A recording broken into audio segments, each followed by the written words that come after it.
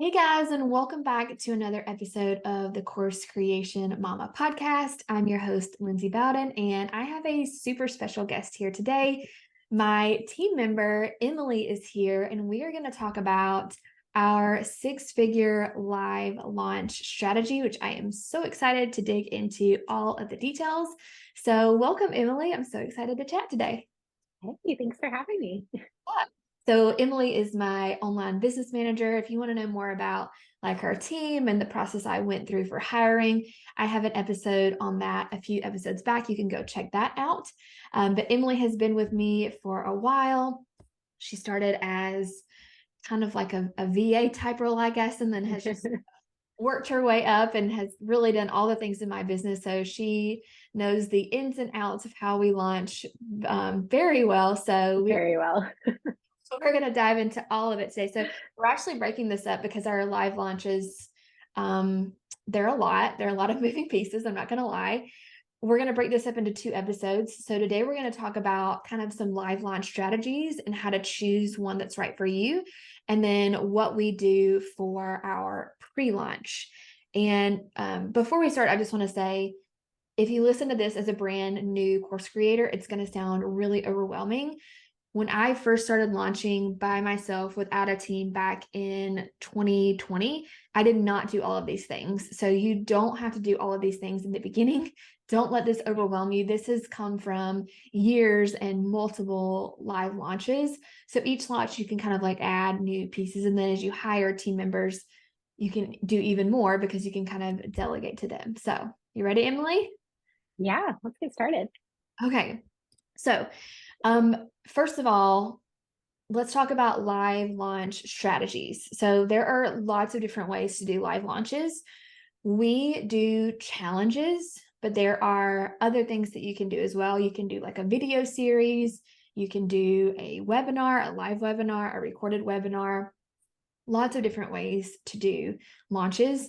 The reason I like challenges is because it gives people a feeling of they're a part of the launch. They have an assignment each day, and we'll talk more about specifically what we do for the challenge, but they feel like they are taking part of the launch, not just, watching it, I guess. And we've had some really Yeah. good results from the challenge, from people actually like doing the action steps and sharing what they've done. Yeah, absolutely. And I feel like people also like when they are doing something like you said, they're involved, they have something to walk away with, they can really see the value of what you're teaching. And that just really helps them to like get a better idea of what you could be offering inside of your course. Yeah, exactly. It's almost like a preview of the course. They get to know Yeah. your teaching style, they get to know if they want this result or not. So okay, let's kind of talk about how to know what strategy is best for you. And it could just be a matter of trying different strategies and seeing which one you like, because it's going to depend on your personality as to, Yeah. and how much time you have in your audience. There's a lot of different moving pieces as far as what kind of launch strategy is right for you. But I would say if you have a skills based course, so you're teaching people a specific skill. For example, my teacher course, I am teaching them how to make a resource. So during the challenge, they actually learn how to make a resource. And by the end of the challenge, they have a resource ready to go for their classroom. And that allows them to see, first of all, this is easy and I can do this. And second of all, I like to make these resources. I want to continue to make them because my course teaches multiple types of resources. And in the challenge, they just learn one. So it's not like they're learning everything, but they still get valuable information. Right. Yeah. And they're able to like apply it right away also. Like they don't have to wait to see any results. They can take what they've done and use it in their classroom and see if their students like it, see if they like how it works in the classroom. Like it's just very, very practical and it yeah, I mean everything you said. They can decide if they like it and if they like learning from you. And I think it's just a really great strategy for that teaching that skill. Right. And it's a win. It's a win for them. So they feel Yeah. confident, like I can do this. Now, Right. if you have more of a a course it's not necessarily skill based. It's more of an idea that you're teaching, or a kind of a framework.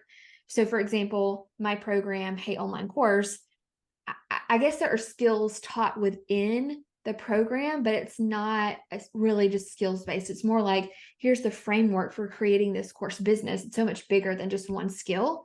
Mhm. Um, that doesn't always lend itself to challenges. However, I have done challenges for that program, and um, they have done okay. They don't convert as well as my skills based course.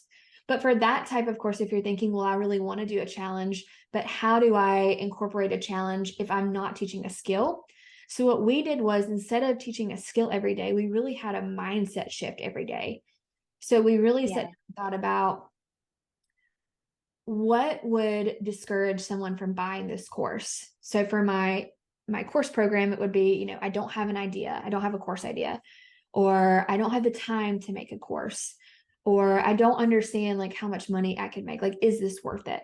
And we took those Yeah. limiting beliefs and we made that into each day of the challenge. So like on one day, I taught how to find a time to fit in course creation, so that they see, oh, I can find time to do this. It is possible. So it's more like shifting the mindset from they don't think they can do this to they can do this. And then you sell the course at the end. Yeah, absolutely. And I think also with that course, like you said, you're teaching skills within it, but a big part of what you teach inside of that business is that there's no right way to do it. Like you have, like you said, a framework that you use and that will work every time. But we also teach like you have to, it's your business. You have to do what's right for you. And just because this worked for me doesn't mean it's what you have to do. Whereas with a skills based course, you're like, I promise this is the best way to do it, and this is the fastest, this is the whatever it is, most efficient. And with the more like mindset type stuff and bigger picture things, it's a little harder to say like there's one path to take because there really isn't. So that's a little trickier, like you said, with the challenges. Yeah, it's not as like step one, step two, step three. I mean, it Yeah. is like we have a framework, but it's not simple. It's a very like big overarching Yeah. like Step one has like five different options, and you yes. kind of choose your path on those. Yes. So, Whereas with my teacher business, it's like step one, open PowerPoint. Step two, like that is very clear. So I'm thinking just other examples specifically, like for a skills-based course, if you're teaching something like knitting or painting or how to use your Cricut, those would be skills that you could teach step by step. And you don't want to give everything away in the challenge, but maybe just like one small aspect of it, one quick win, and break that up into 3 or 4 days. So these videos would not be very long. I'm talking like 5-10 minutes, but you're giving value, but you're not overwhelming people. And then the last day of the challenge, which we're going to get more into this, but just so you kind of know, the last day is when you open your course and you sell it. So yeah. that's kind of how you would choose if you want to do a challenge.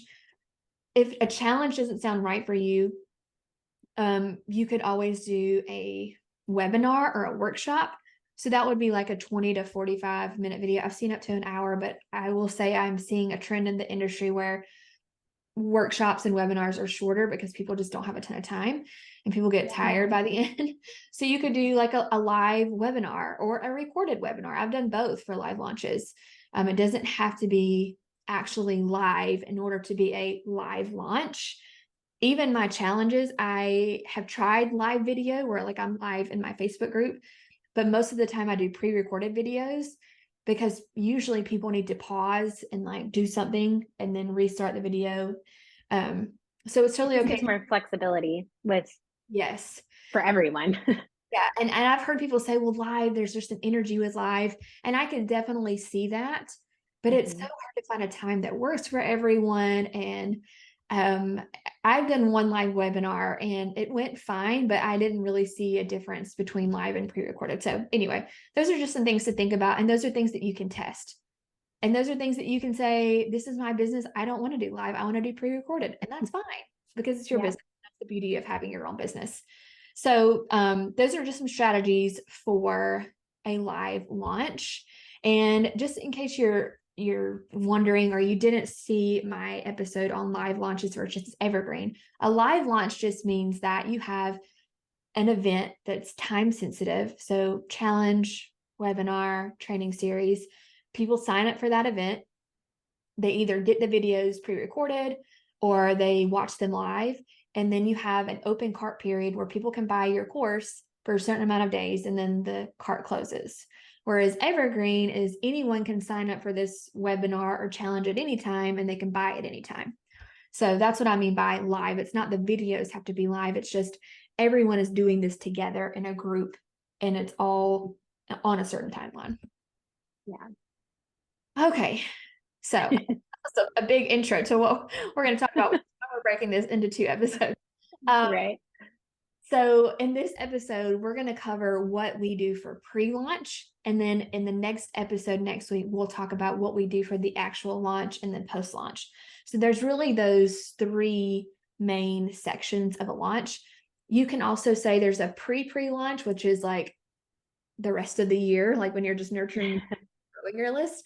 But that doesn't necessarily deal with the actual launch. So we're just going to start with pre-launch and kind of what we do for that. So Emily really kind of sets everything up for me in Asana, which is our task management program, and makes sure that everything is flowing correctly. And we've really taken this past year to set up systems and processes so that the live launch goes smoothly and we can kind of rinse and repeat as much as possible.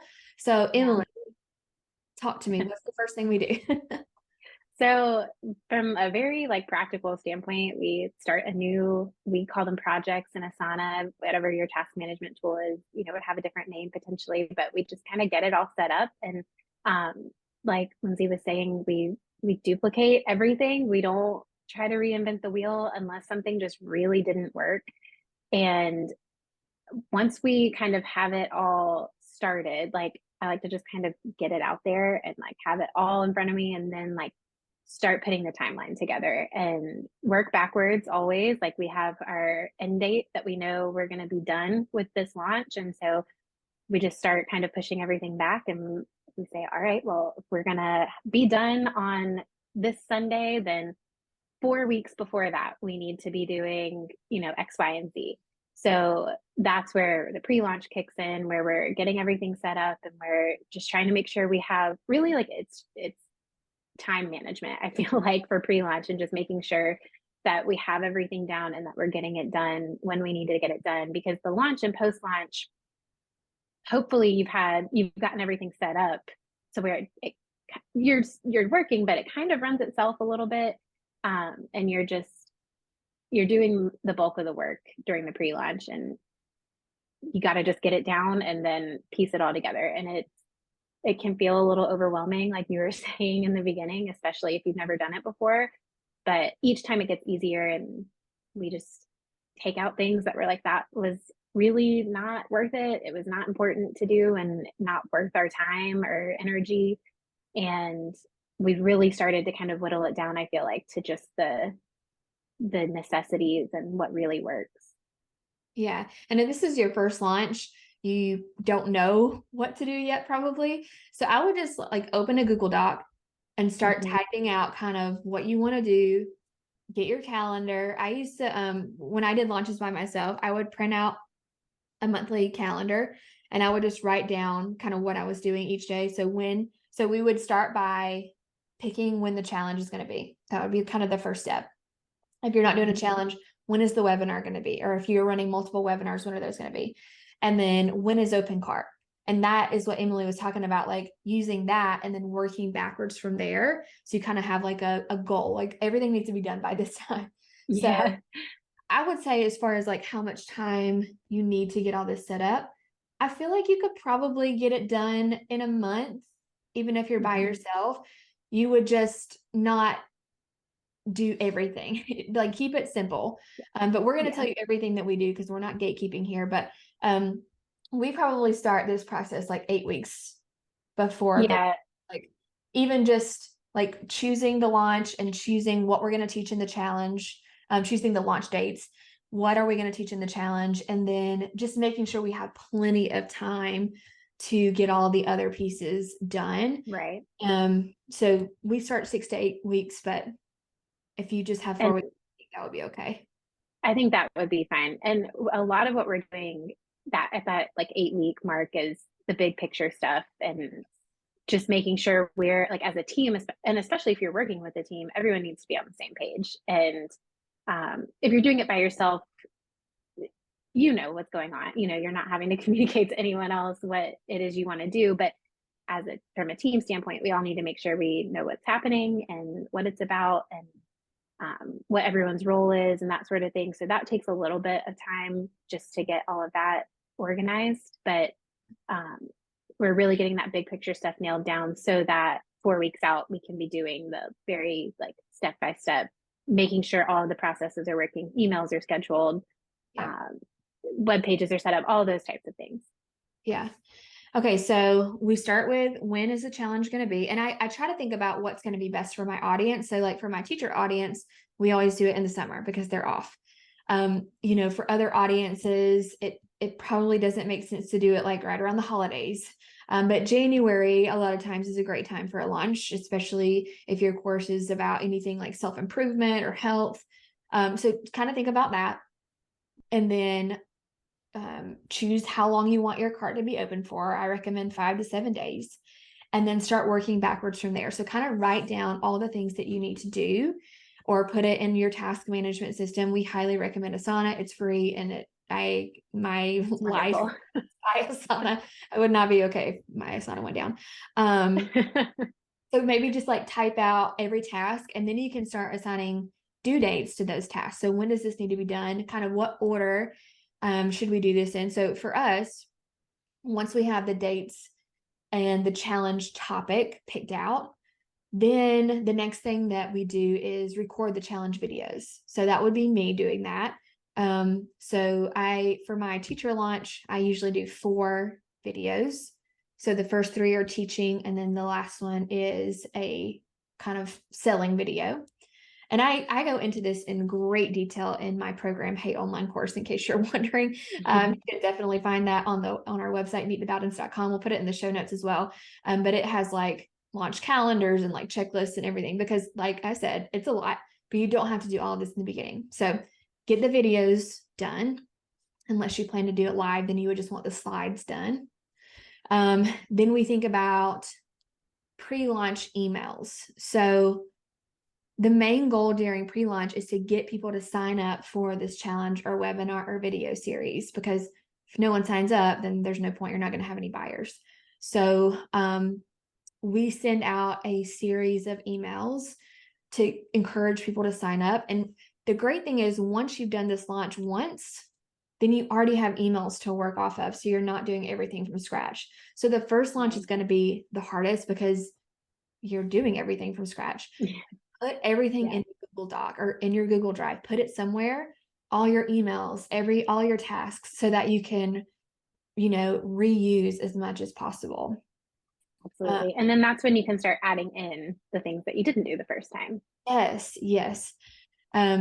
Like social media. I would say if it's just you and you're not using social media as your main platform, you don't even have to make posts about your launch on social media. Like eventually you want to, yes.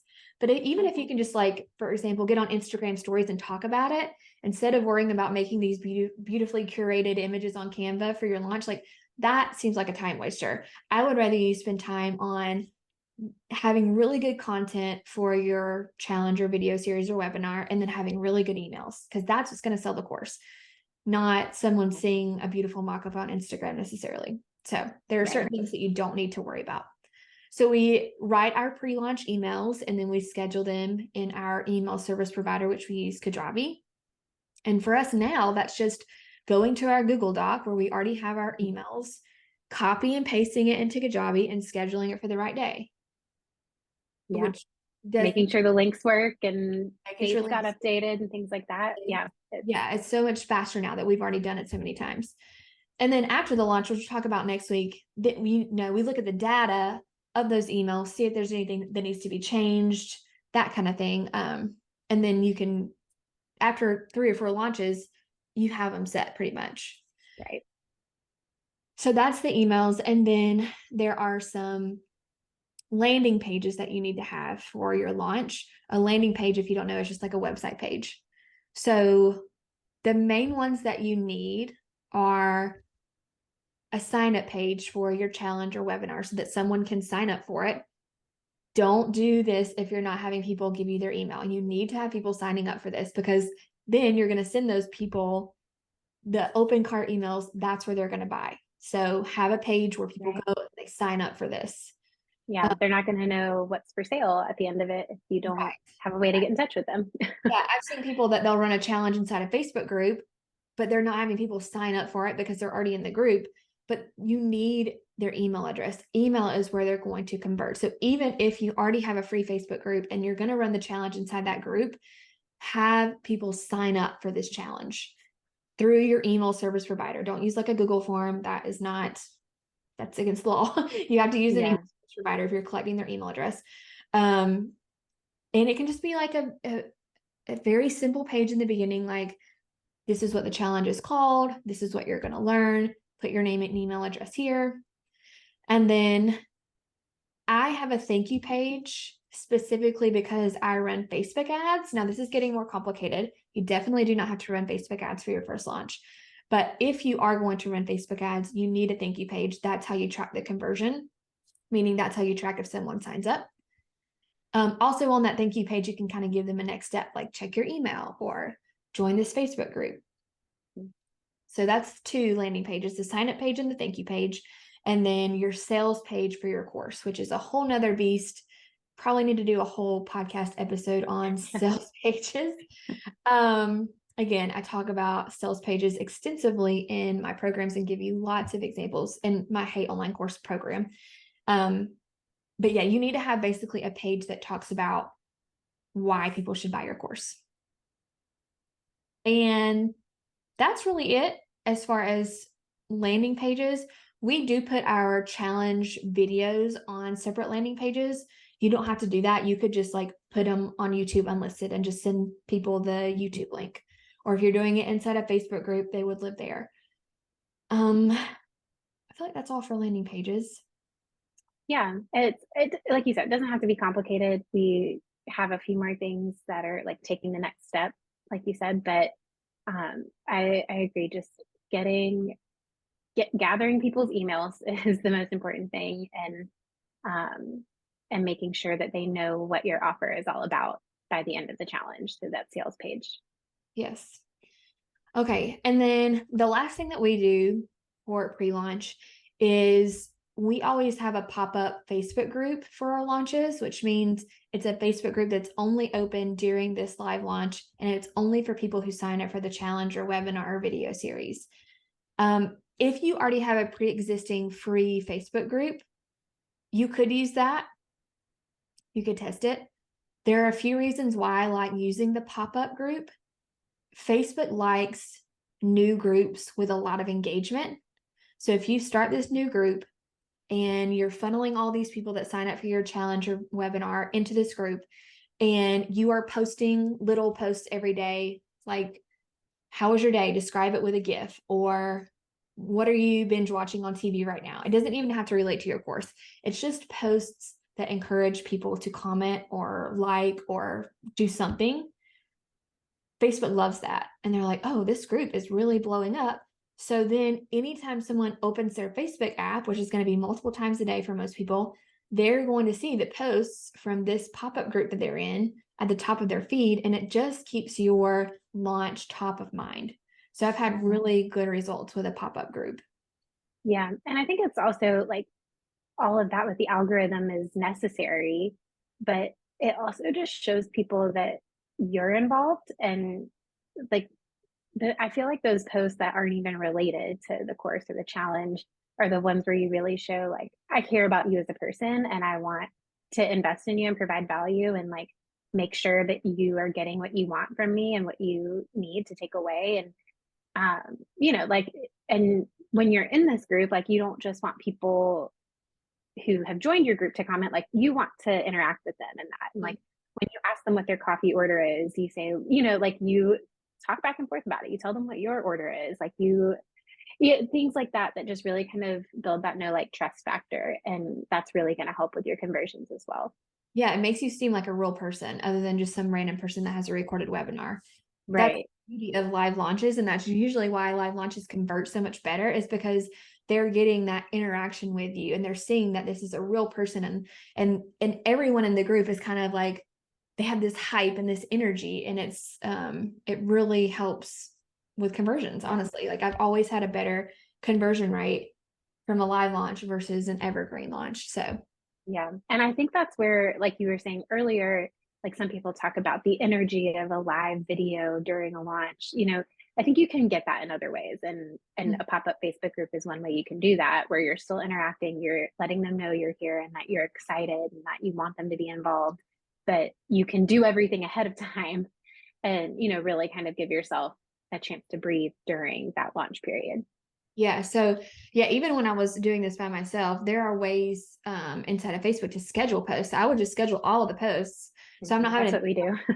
yeah, what I post each day, but then every day we post every day during the launch. You definitely do not have to do that. I did not do that when it was just me. But I would post, 2 or 3 times a week, easy engagement posts. And you can schedule those in advance. And then I can just hop on and see who has commented and just quickly comment back. I would do this like while my toddler was napping or something. So it doesn't have to take a ton of time. And then we also use the pop-up group. We'll talk about this next week for the challenge. And this is where people go to complete their challenge assignment. And we'll talk specifically about what we do for that. And then it's also where we are promoting the course after the challenge is over. So they're seeing more information about the actual course, why they should join, testimonials, and things like that. So the pop-up group stays open throughout the entire launch. And we open it 2 weeks before the challenge begins. So they have 2 weeks to join, to kind of get engagement and comment and all of that. So Yeah. yeah. And then, like I said, I wouldn't worry too much about social media. We honestly don't use social media a ton for launches. But during No. launch, it would just be advertising the free challenge. So sign up for this free challenge. Here's where you can sign up. That's pretty much it for pre-launch for And social. I feel like stories are really kind of where we focus on that, like not static, not post in the feed. Yeah. We do a lot more with stories. And I feel like that, again, is showing people you're real and, it's actually you doing it and not just some robot, like you said. Yeah. Yeah. Any kind of like personal interaction is going to be best for a live launch, because that's what people are expecting and wanting. Right. Okay, so that pretty much wraps up what we do for pre-launch. So next week, we're going to talk about what we do specifically during the launch and then what we do for post-launch. So get ready for that. It's going to be really awesome. And we will see you next week.